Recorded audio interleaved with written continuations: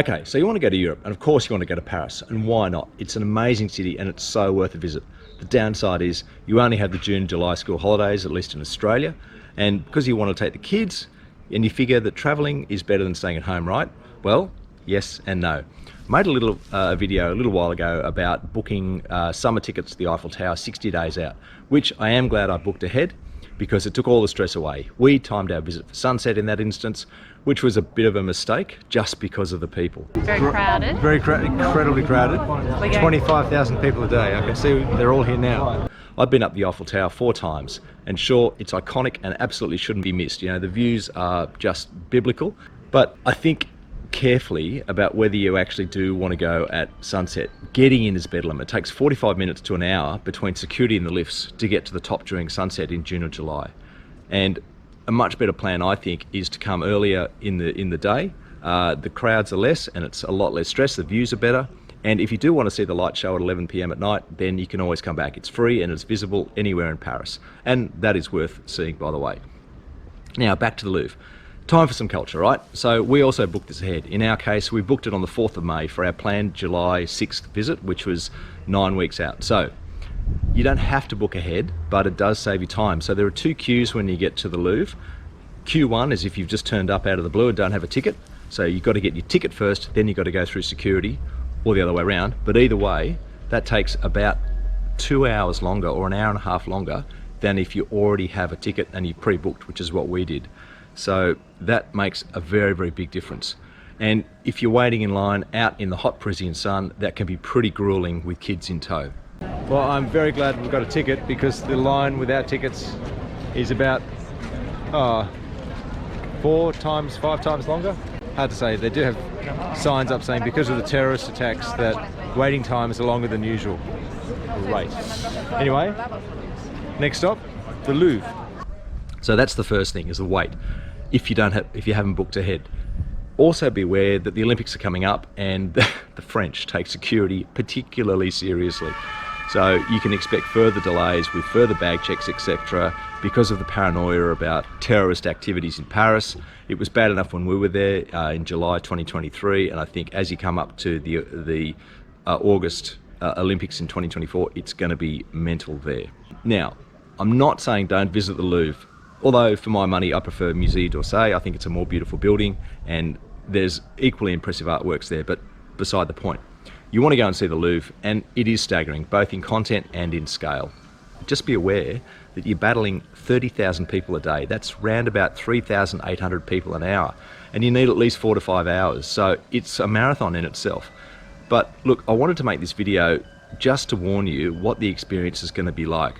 You know, you think it's just bonkers, and especially around the key exhibits like the Mona Lisa, which actually have their own queue, and you're shuffled back and forth like an airport security check-in line, and you basically get rushed past, and people are going past with their phones trying to get literally a 3 or 4 second glimpse of potentially the most famous painting in the world. So this is a queue within a queue. So we've queued to go through security, we queued to get into the Louvre, and now we're queuing to see the Mona Lisa.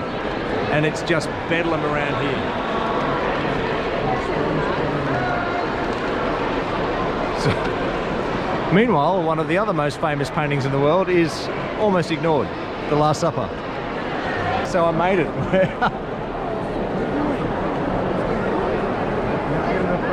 I don't know what I can say. It's absolute madness here. It's almost better to get out of the way than try and see the Mona Lisa, if that is the Mona Lisa.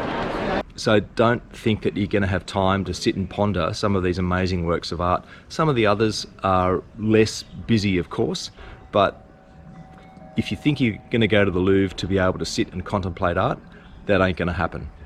So I would say definitely go to the Louvre, but lower your expectations, try and get there earlier. Be prepared for mad queues, be prepared for mad numbers of people. It is just heaving with tourists. I mean, 30,000 people a day is pretty crazy. So they have put a cap on it to try and limit the number of people in there. So the other thing about Paris is try and plan other things, try and plan everything in advance if you possibly can, like the catacombs. I've tried 3 times now to get in and I haven't been successful. The last time, July 2023, they had changed the ticketing system because of excess fraud and fake tickets that were out there, so they just canned all the tickets and said, no, we're closing, you can only buy tickets a week out, and we missed out. So anyway, next time perhaps. So look, go to the Louvre, enjoy it, but don't have amazing expectations of a nice, pleasant experience. It's going to be mad. Okay, that's Medusa's Raft. That's one of my favourites, but I'm not sure why. So this stop is the Winged Victory.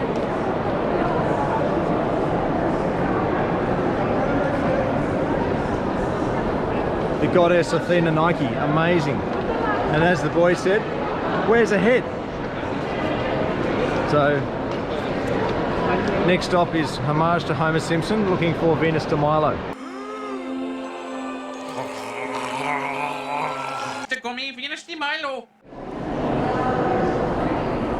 So there you go, Homer. That's what Venus de Milo looks like up close, harmless. Okay, so these are down at the old Gallo-Roman ruins underneath the foundations of the Louvre. Don't know, could be wrong. And otherwise we're just hanging around, enjoying being one of 30,000 people coming through the Louvre each day. It is bananas here. The people, the people, the people. Okay, the winged bulls of Khorsabad from a king of Iraq back in antiquity. But these are not real, these are reproductions. But they are amazing just because they're so physically big. Next step, Egyptian antiquities on our fabulous tour of Le Louvre. So this sarcophagi is 4.75 tons. So when you see movies of people sliding the tops off coffins, I don't think so. Okay, so these are the Royal Crown Jewels. Oh, and that'll be my phone. Right, better go and answer that. This is pretty much our last stop, I think. So all of Louis XIV's stuff. So it's not a place to go and contemplate art. It's a place to tick off. It's a shame, but that's the way it is. Enjoy Europe.